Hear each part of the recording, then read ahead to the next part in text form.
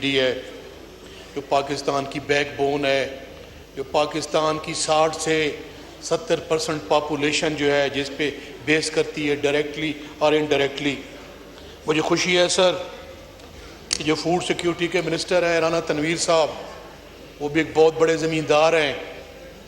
मैंने सर उनके साथ पब्लिक अकाउंट्स कमेटी में काम किया है, तो मैं समझता हूँ कि सूझबूझ वाले और दर्द दिल रखने वाले वज़ीर हैं। मेरी सर गुजारिश ये होगी कि बाकी दोस्तों ने काफ़ी बात की है, मैं एक ज़मींदार हूँ, ज़मींदार का बेटा हूँ, थल का ज़मींदार हूँ। मेरी सर मिनिस्टर साहब 3 चीज़ें हैं। सबसे पहले आपकी ज़मीन, उसके बाद है आपका बीज, तीसरी चीज़ है इनपुट्स, चौथी चीज़ होती है सर कि जब आप चीज़ आप जो है वो काश्त करते हैं तो उसकी कीमत। इस पे अगर हम फोकस करें तो सबसे पहले सर ये है कि मैं गुजारिश करूंगा कि सुनता रहा हूं कि सदर पाकिस्तान सरदार जरदारी आसिफ अली जरदारी साहब चाइना गए हैं, ये एग्रीमेंट करके आए हैं, यहाँ पे ऐसा बीज होगा, इस किस्म की होगी, लेकिन अभी तक वो काश्तकारों तक मुंतकिल नहीं हुआ। मैं सर सुनता आ रहा हूँ कि बेचारा काश्तकार, तो अल्लाह ने हमें किस किस नेमतों से नहीं नवाजा। हर किस्म का अल्लाह ने हमें मौसम दिया है, हर किस्म के अल्लाह ने हमें जो है वो सर फसलें दी हैं। थल का इलाका है सर, कच्चे का इलाका है, बरानी इलाका है, नहरी इलाका है, पहाड़ी इलाका है, हर किस्म के मौसम खुदा ने दिए हैं सर।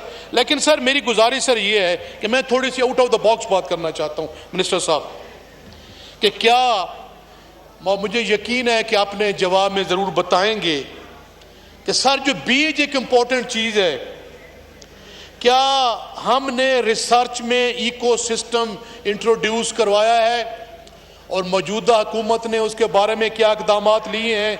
जब तक सर हम हाई यील्ड वैराइटीज़ इंट्रोड्यूस नहीं कराएंगे, क्लाइमेट रेजिलिएंट वैराइटीज़ नहीं होंगी, वाटर एफिशिएंट वैराइटीज़ नहीं होंगी, कमर्शियली कम्पिटिटिव वैराइटीज़ नहीं होंगी सर, तो उस वक्त तक हम क्या करेंगे? आपको पता है सर कि जो मौसम में बाज़ औक़ात फसलें जो है वो पक जाती हैं। जैसे मैं थल का ज़मींदार हूँ, थल में बड़े अच्छे चने थे जी, फसलें पक चुकी थी, लेकिन यकदम सर जो ऐसा मौसम आया जिससे लोग कोई फसल नहीं उठा सके, लोग भूखों मर रहे हैं, उनके कर्जे माफ़ किए जाएँ, ज़री बैंक के कर्जे, उन पे जो भी वाजिबात हैं उनकी थल की माफ़ की जाएँ।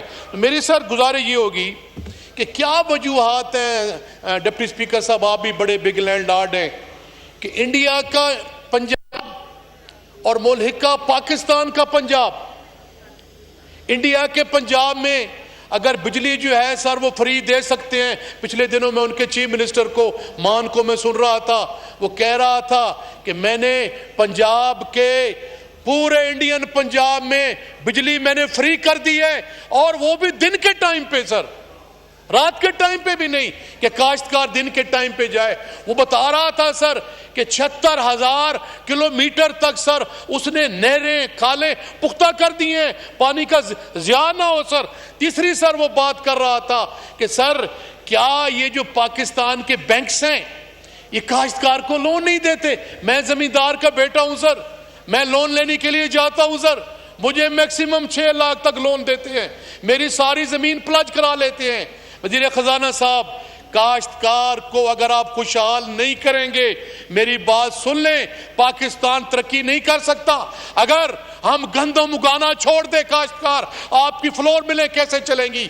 अगर हम काटन उगाना छोड़ दें तो आपकी टेक्सटाइल इंडस्ट्री कैसे चलेगी? अगर सर हम इसके अलावा जो शुगर केन उगाना छोड़ दें तो आपकी शुगर मिलें कैसे चल सकती हैं? क्या आप पॉलिसी नहीं दे सके?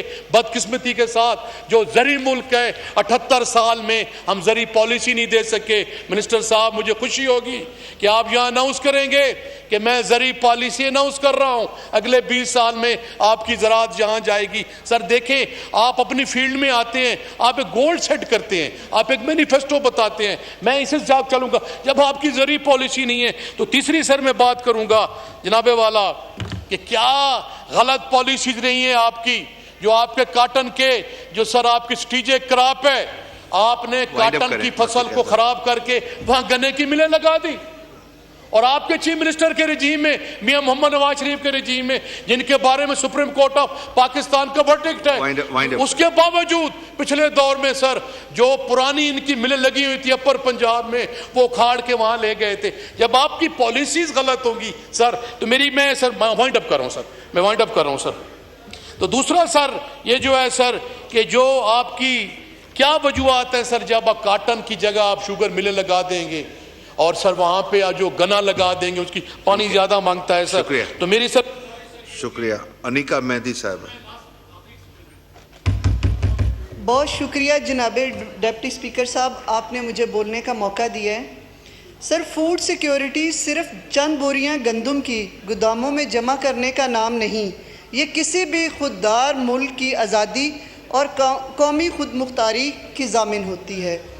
सर, तारीख़ गवाह है कि जो कौमें अपने खाने के लिए दूसरों की मोहताज हो जाएं और आलमी मंजरनामे पर अपने फ़ैसले आज़ादी से नहीं कर सकती, सर जैसे हमारे फ़ैसले IMF करता है, और ये किरदार हैं उसके जो अपनी आवाम पर अमल दरामद कराते हैं।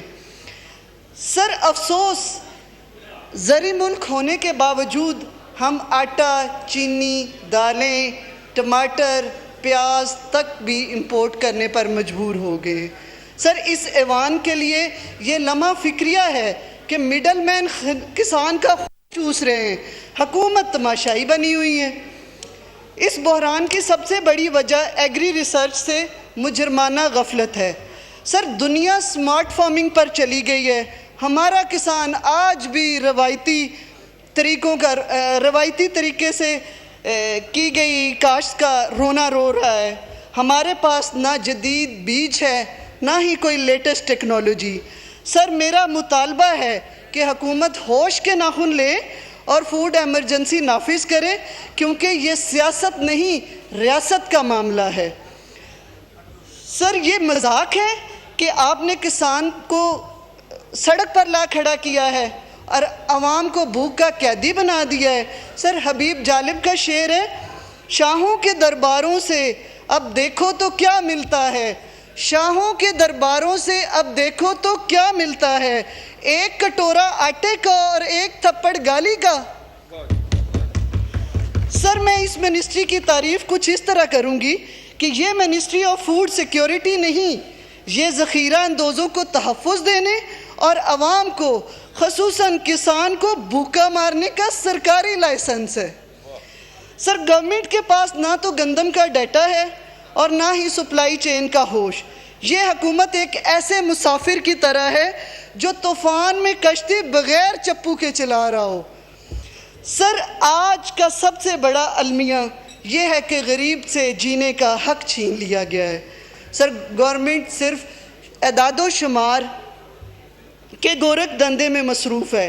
हुकूमत के पास गुर्बत मिटाने का सिर्फ एक फार्मूला है। सर, महंगाई इतनी कर दो कि गरीब मर जाए। सर, जब गरीब मर जाएगा तो गुर्बत खुद ही ख़त्म हो जाएगी। सर, जो सोशल सेफ्टी के ये दावे किए जा रहे हैं, क्या वो वाकई हकदारों तक पहुंच रहे हैं या वो भी सियासी बंदर बांट की नज़र हो रहे हैं? सर, इनकी माहाना इमदाद जो ये गरीब आवाम को देते हैं, वो तो एक हफ्ते के राशन के लिए भी नाकाफ़ी है। इससे कई ज़्यादा तो ये आवाम से बिलों और टैक्स की मद में रोज़ का वसूल कर रहे हैं। सर, मेरी पाकिस्तानी आवाम को इनकी खैरात नहीं चाहिए, उन्हें रोज़गार चाहिए। सर, आवाम को बैसाखियाँ देने की बजाय अपने पैरों पर खड़ा करने का मौका फराहम करना चाहिए हुकूमत को। अगर हुकूमत को गरीब को तहफ़्फ़ुज़ नहीं दे सकती तो इसे इक़्तिदार की कुर्सी पर बैठने का कोई हक नहीं।